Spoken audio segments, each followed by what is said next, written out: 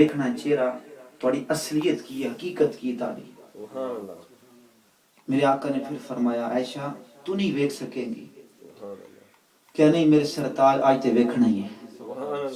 اچھا میرے آقا کریم صلی اللہ علیہ وسلم نے اپنا ایک پردہ ایک حجاب پلٹا تو نورانیت کا اتنا عالم ہو گیا, اتنا نور ہی نور ہو گیا کہ اما عائشہ دوڑ کے باہر چلے گئی اور کہنے لگی جب اتنا نور ہو گیا تو میں ڈر گئی کہ اس نور میں جل نہ جاؤں.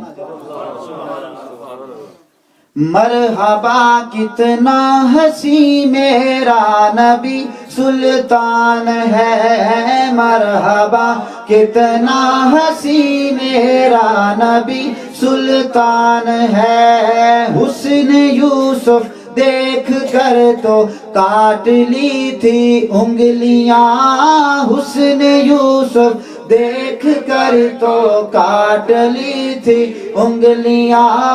میرے آقا کو اگر وہ دیکھ لیتی آنکھ سے, میرے آقا کو اگر وہ دیکھ لیتی آنکھ سے, پھیر لیتی چھریاں دل پر, پھیر لیتی چھریاں دل پر. میرا یہ ایمان ہے مرحبا کتنا ہنسی میرا نبی سلطان ہے, مرحبا کتنا ہنسی میرا نبی سلطان ہے. صلو علی الحبیب صلی اللہ تعالی علیہ وسلم. میرے میٹھے میٹھے اسلامی بھائیوں, مشکات کے اندر اور دیگر روایات میں یہ حدیث موجود ہے کہ جب آقا علیہ السلام نے مکے سے مدینے کی طرف ہجرت کی تو وہاں پر صحابہ کرام علیہ مدوان جو پہلے سے وہاں موجود تھے, جب پتہ چلا کہ آقا دو عالم مدینے میں تشریف لا رہے ہیں, جلوہ گر ہونے والے ہیں, تو باہر نکل آئے کہ اس ودھا کے چہرے والے کا باہر نکل کر استقبال کیا جائے. پورے مدینے پر خوشیوں کا سما ہے, باہر آ جاتے ہیں, گلیوں میں کھڑے ہو جاتے ہیں اور اس راہ کو تکتے ہیں جہاں سے میرے آقا کی سواری آنی ہے. انتظار میں ہیں کب ودھا کا چہرہ نظر آتا ہے, کب وہ چاند نظر آتا ہے کہ جیسی آئے ہم اس چاند کو دیکھ لیں, ہمیں سکون مل جائے, چین مل جائے. اور بنو نجار کی چھوٹی چھوٹی بچیاں لین میں کھڑی ہو جاتی ہیں اور وہ بھی تک رہی ہیں اور دیکھ رہی ہیں کہ کب آقا کی سواری جلوہ کر ہو, اور ایک دوسرے کو کہتی بھی ہوں گی کہ نہیں وہ آئے نہیں مجھے تک. کیوں نہیں کمال بھائی, انتظار میں ہوں گی, کہتی ہوں گی ابھی تک نہیں آئے. اور پھر کیا ہوا, ودھا کے چہرے والے آمنہ کے لال, قربان جاؤں اس ودھا کے چہرے والے پر, اس آمنہ کے لال پر جس کو میرے رب کائنات نے اپنا محبوب بنایا اور فرمایا کہ اے محبوب لولا کلمہ خلقت الافلاق, اے سونیا اگر تینوں پیدا نہ کردا کائنات دی کوئی چیز نہ بناندا. وہ محبوب مدینے میں آنے والے ہیں, جلوہ گر ہونے والے نے. تھوڑی پنجابی سنائی دیا تھا ہوں, پنجابی تھوڑے لفظ بولنا خوشی ہوندے, سبحان اللہ, تو پنجابی بول ہی دیا پھر. سبحان اللہ. اس راہ نوں تک دے پئے نے جدھروں میرے آقا دی سواری آنی ہے. پھر کی ہویا, چند نظر آ گیا, جیسی نظر آیا او بنو نجار دی چھوٹی چھوٹیاں بچیاں کہندیاں نے طالع البدر علینا من ثنیات الوداع.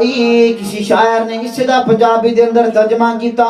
او بچیاں ایک دوسرے نو مونڈے مار کے کی کہندی سن, ویکھ او چڑھیا نی چڑھیا چل چڑھیا نی چڑھیا چاند چودھویں دی رات دا چڑھیا نی چڑھیا چاند چودھویں دی رات دا او پیا آندا اے دہلا بارات دا او پیا آندا اے دہلا بارات دا جار کی بچیوں نے بھی کہا کہ یہ چاند کی طرح ہیں وہ بھی میرے آقا کریم صلی اللہ علیہ وسلم کے آنے کی خوشی میں خوش ہو رہی ہیں کہ آقا جلوہ گر ہو گئے تو کہ مدینے کی ان بچیوں کو اتنی ہے عقل ہے کہ وہ میرے آقا کی آمد میں خوشیاں منا رہی ہیں تو ہم خوشیاں کیوں نہ منائیں تو میرے میٹھے میٹھے اسلامی بھائیو آقا کے نورانیت کے حوالے سے بات ہوئی ہے کہ اللہ تبارک و تعالی نے آپ کو کتنا نور عطا کیا حضرت جابر بن سمرہ رضی اللہ تعالیٰ عنہ ایک بار میرے آقا کے گھر پہ حاضر ہوتی ہیں دیکھتے ہیں کہ سرکار نے دھاری دار سر لباس پہنا ہوا ہے اس دن چاند بھی چودھویں کا کیا دیکھتے ہیں چاند بھی چودھویں کا میرے آقا والدحا کے چہرے والے نے لباس بھی وہ پہنا بڑے سونے نظر آ رہے ہیں حسن و جمال چمک رہے ہیں کدی اسمان دے چانوں ویکھ دینے کدی زمین دے چانوں ویکھ دینے عقل کہندا ہے او وی چاند ہے کنا پیارا لگ رہا ہے عشق تھلے ویکھدا ہے اللہ تعالیٰ نے کتنا حسن و جمال عطا کیتا ہے کتنا پیارا چہرہ ہے اے والدحا دا چہرہ ہے کہ جدی قسماں میرے رب نے قرآن دے وچ چکیاں والدحا اے سونیا تیرے چہرے دی قسم عقل تے عشق دی لڑائی ہو رہی ہے آخر عشق جیت کے کہندا ہے چاند سے تشبیہ دینا چاند سے تشبیہ دینا یہ بھی کوئی انصاف ہے چاند سے تشبیہ دینا یہ بھی کوئی انصاف ہے چاند کے چہرے پہ چھایاں ہیں مدنی کا چہرہ صاف ہے عقل والوں کے نصیبوں میں کہاں ہے ذوق جنون عشق والے ہیں جو ہر چیز لٹا دے اللہ مجدہو نے کیا شان عطا فرمائی اپنے اس محبوب کو تو سرکار کریم صلی اللہ تعالی علیہ وسلم کے معجزات کو بیان کرنا یہی میلاد کہلاتا ہے کہ میلاد کا معنی کیا ہے کہ آپ کی ولادت کے وقت کو کیونکہ ظرف کا صیغہ ہے کہ آپ کی ولادت کا وقت ربیع الاول شریف یہ میرے آقا کریم صلی اللہ علیہ وسلم کے ولادت کے ایام ہیں اب اس کے اندر آپ کی سیرت طیبہ کو بیان کرنا آپ کے معجزات کو بیان کرنا یہی میلاد ہے بخاری کے اندر یہ روایت موجود ہے کہ فلما مات ابو لہب فرأوا بعض اهله بشر هيبة فقال له ماذا لقيت فقال ابو لہب لم الق بعضكم اني سقيت في هذه بطاقة صويبة حضرت عباس رضی اللہ تعالی عنہ اس روایت کے مروی ہیں کہ جب ابو لہب مر گیا تو خواب میں باز نے دیکھا کہ بری حالت کے اندر ہے پوچھا آپ کے ساتھ کیا معاملہ ہوا کہا عذاب دیا جاتا ہے مگر وہ دن جو پیر کا دن آتا ہے تو مجھے میٹھا پانی انگلی سے پلایا جاتا ہے اس کی شرح کے اندر امام حجر اسقلانی رحمۃ اللہ تعالی علیہ امام سہیلی علیہ رحمہ کے حوالے سے ذکر کرتے ہیں کہ ان محمد صلی اللہ علیہ وسلم ولد یوم الاثنین فکانت ثویبۃ بشرت ابا لہب بمولدہ فآتکہا کہ روایت میں آتا ہے کہ ابو لہب کی لونڈی ثویبہ دوڑتی ہوئی آئی اور کہنے لگی اے ابو لہب تجھے رب نے بھتیجا دے دیا انہوں نے خوشی کے اندر اپنی انگلی سے لونڈی ثویبہ کو آزاد کیا کہ فآتکہا تو آزاد ہے رب نے اس کے اجر کو بھی ضائع نہ کیا جب یہ قبر کے اندر گیا اللہ نے فرمایا فرشتوں اس کو عذاب دو لیکن جب پیر کا دن آیا کہا چھوڑ دو یہی وہ دن تھا کس نے انگلی سے لونڈی ثویبہ کو آزاد کیا تھا کس لیے کہ میرے محبوب کی ولادت کی خوشی میں اس کے اس اجر کو ضائع نہیں کرنا ایک ابو لہب جس کی مذمت میں پوری سورہ اتری رب کائنات نے اس کے اجر کو بھی ضائع نہ کیا تو ایک عاشق رسول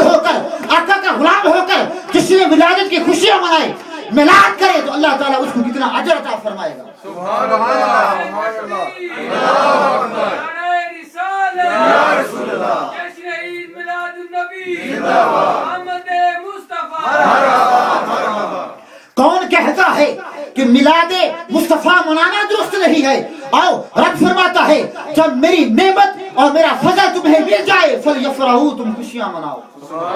واسی قرآن دی منی ہے تہاڈی منی ہے. فلیفرحوا فارحہ سے نکلا جس کا معنی ہوتا ہے خوش ہونا.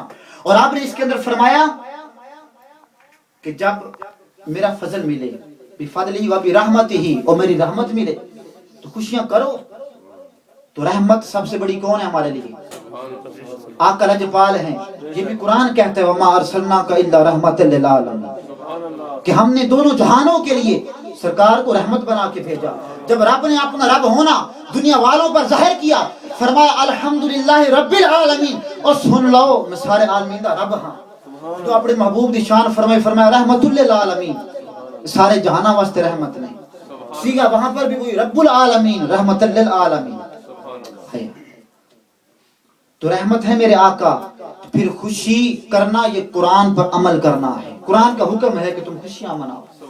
ایک بزرگ فرماتے ہیں جس نے ولادت کا ایام آئے 12 ربیع الشریف آیا میں نے دیے جلا دیے چراغ رکھ دیے.